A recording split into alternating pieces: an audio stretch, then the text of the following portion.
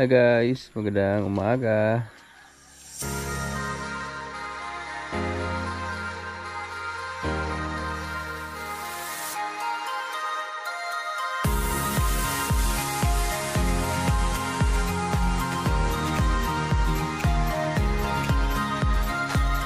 Medyo maganda na yung panahon natin ngayon dito guys. Kasi dalawang araw na yung sunod-sunod ang ulan. Kaya maganda na para magtanim ulit tayo dito sa ano natin, mga halaman. And kailangan ko lang munang linisin yung ano natin dito. Yung mga zinnia.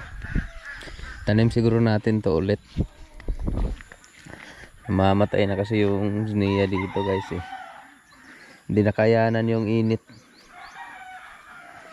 Kaya bunutin ko muna siguro yung mga ano dito. Para itanim natin ulit yung mga bulaklak niya. Ano pa naman to eh. Pwede pa naman siguro to ibalik.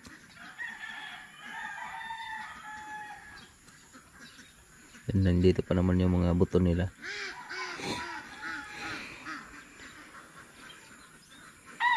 Ano kayang maganda kung dito na lang yung wadzinea dito sa boundary, tapos yung ano na lang itanim natin dito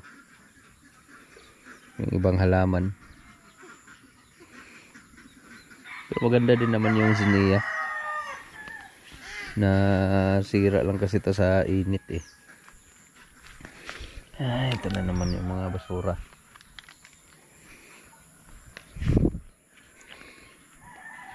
Taniman ko na lang kaya ng ano guys, spider plant. Yung spider plant naka-survive kasi isa sa init eh. Pati yung dilaw na yan. Pero maganda siya pag dito sa bako harap. Ano na lang. Ano na lang natin dito.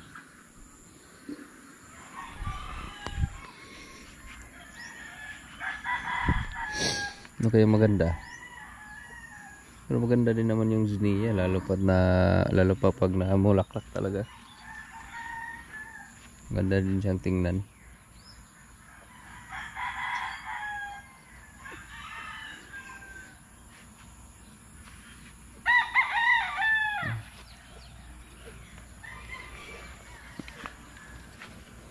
Yan yung spider plant natin.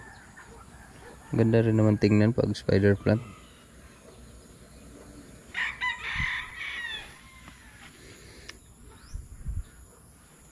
Anahin ko lang muna siguro. Linisan ko lang yung ano natin, yung mga namamatay na zinnia. Para makita natin kung anong magandang itanim. Doon na lang siguro. Sa tingin nyo guys, doon na lang siguro yung zinnia, no? Tapos lipat natin yung mga dyan na halaman. Yung kulay dilaw na yon. Hindi ko alam kung anong pangalan din yan eh. Basta ano lang, tanim. Kay mama galing yung halaman na to. Kay mama Susan. Hiningi ko to sa kanya nung maliliit pa to dati eh. Hindi rin siya nakatubo ng maayos dyan eh. Ganda siguro kung dito na lang yan sa bakuran. Sa pinagtaniman ng zinnia. Tapos yung zinnia dito na lang sa boundary. Ganun na lang siguro ang gagawin ko. Or kaya maganda. Basta yun. Linisin ko lang muna para makita natin kung anong magandang itanim. Ano nga dito eh, na tatabunan yung ano natin, tanim na guyabano. Yan, laki na rin yung guyabano natin dito.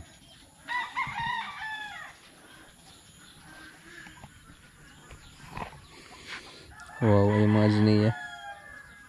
Pero nakasurvive pa rin siya sa init. Yung dito lang talaga hindi nakasurvive. Nasira talaga. Yung kakao dito guys, malaki na yung kakao natin dito. Yan. Ito lang yung natitira eh. Yung doon sa likod, kinakain na ang ano natin doon, mga bibi. Hindi nakatubo. Yan na lang yung natitira yata eh.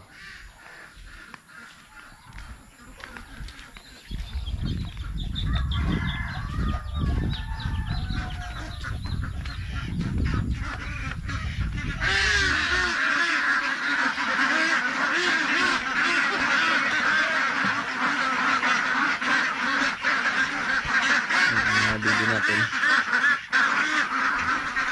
Yun yung isa. Mabas na.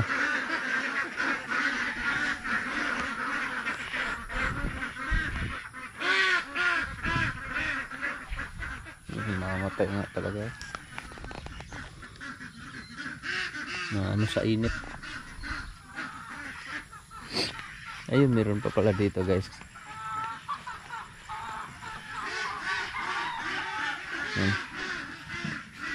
Gaya lang yung mga ano niya, hindi nakatubo. Nakain kasi ng mga bibi.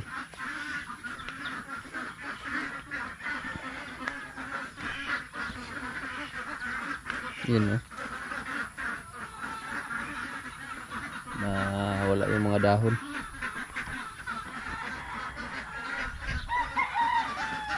Gulang na pala yung ano natin guys oh. Saging. Hinog na nga yung dulo. Pwede na natin itong putulin ah. Nahinog na yung dulo, yung dalawa. Tuloy natin yan mamaya.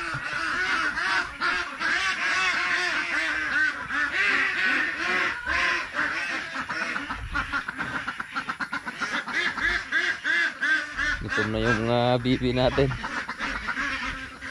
Kainin ko na lang muna.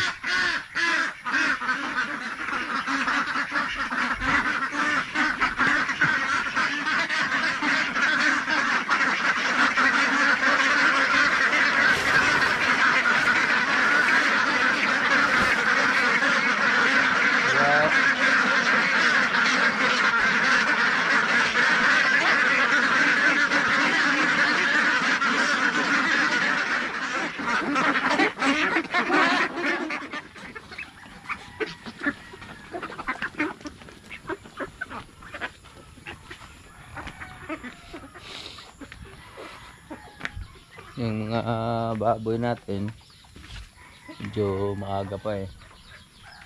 Kan na lang yun.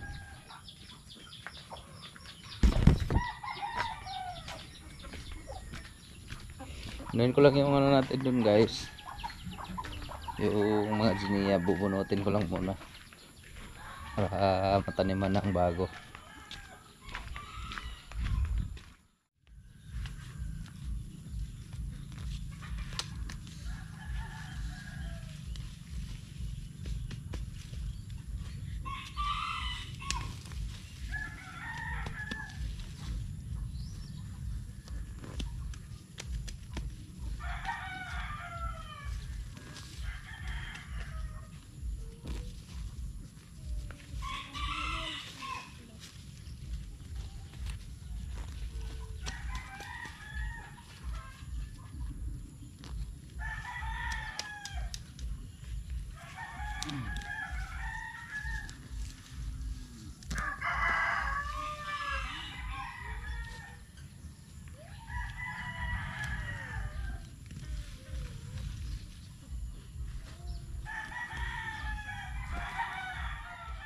Ganyan.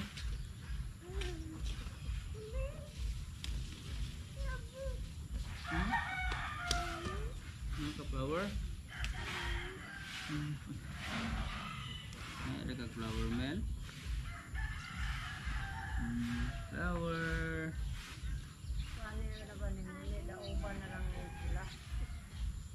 Hala? Aku ba na ay?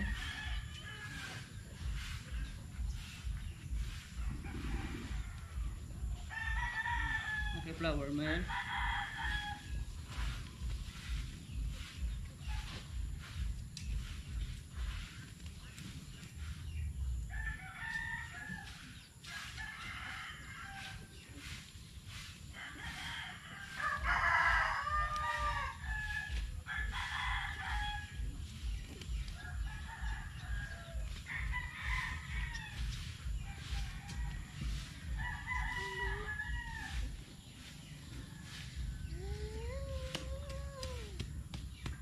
Ka?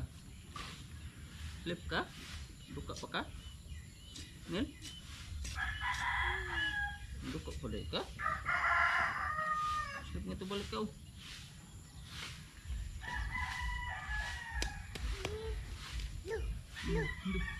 Halo.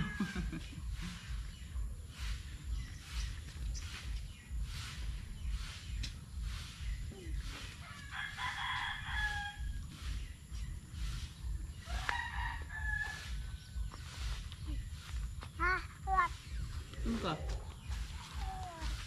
Asa ka? Ano mo dara?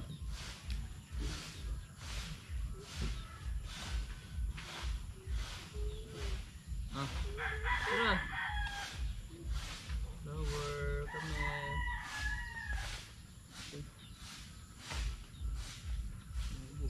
Nina eh.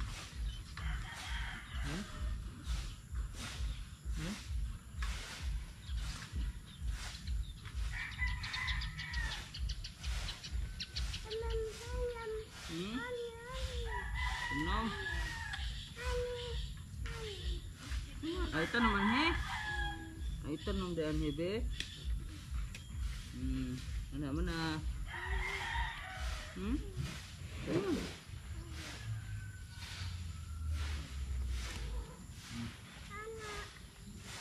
Ito naman he. Dari butang. Butang. Lagi ka. Put down. Nah. Tanam na mo ni. Mana? Mana ilap ta?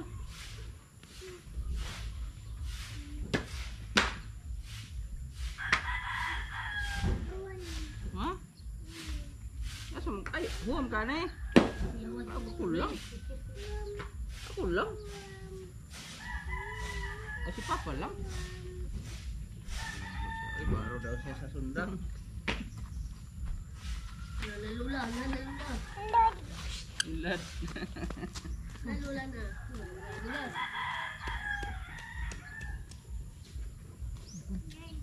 Ilat sirong.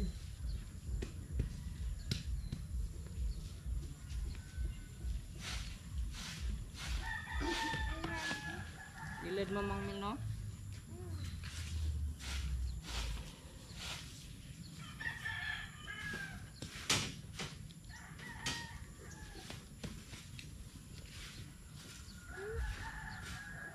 Ka. Uy, ira kilapok niya. Dili ka dili.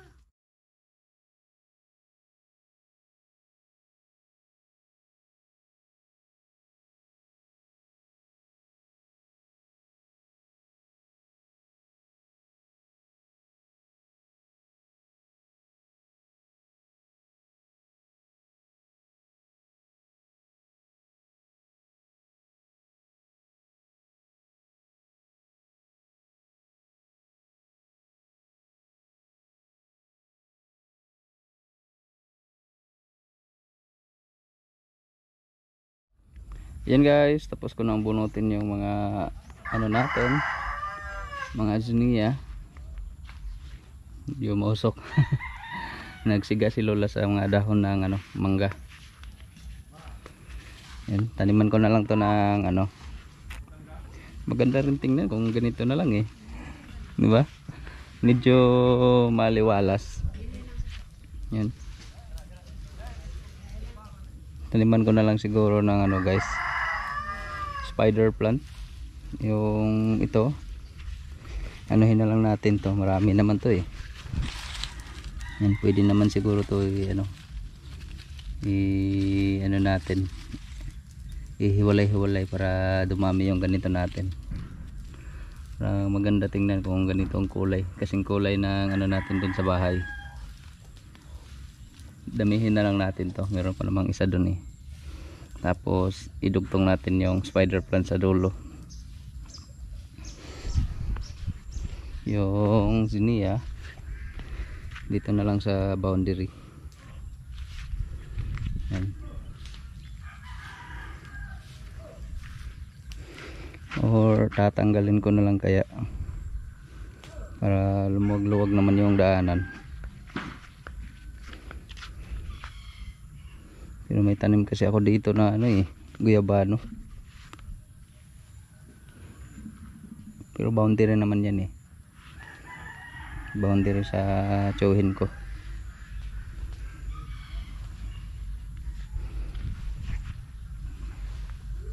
Yan, kain muna tayo ng agahan guys. Medyo nagkugutom na rin ako. Busy pa si Lola dun sa pagwawalis. Saka pakainin ko lang muna yung mga alaga ko ng baboy. Balikan ko na lang yun mamaya. Tapos kung magagahan.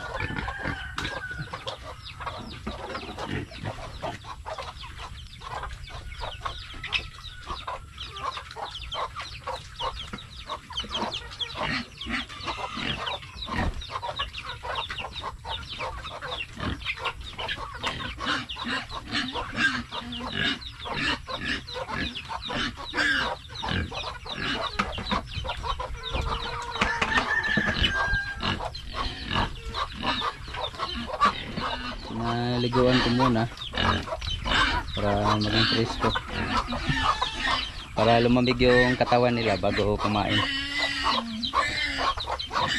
Ito yung gagawin natin inahin.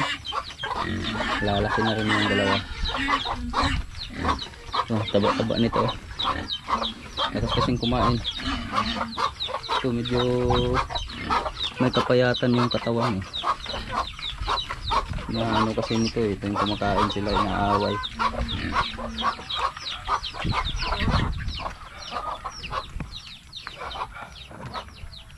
Kaya na muna tayo ng agahan guys. Pero bago yun, ligo muna tayo. Medyo nangangamoy. Ligo muna ako guys, para mamaya punta muna kami sa lungsod ng mga bata. Kasi ano ko yung dalawa ngayon eh. Yung dalawang anak ni Marisa, si Darb at si Loie, pina-tutor niya sa ano niya, kaibigan niya. Saktong-sakto na rin. Kaya tamang-tama para i-ano ko rin yung dalawa. Pa-tutor ko rin para hindi naman sila uli sa pagdating sa klase.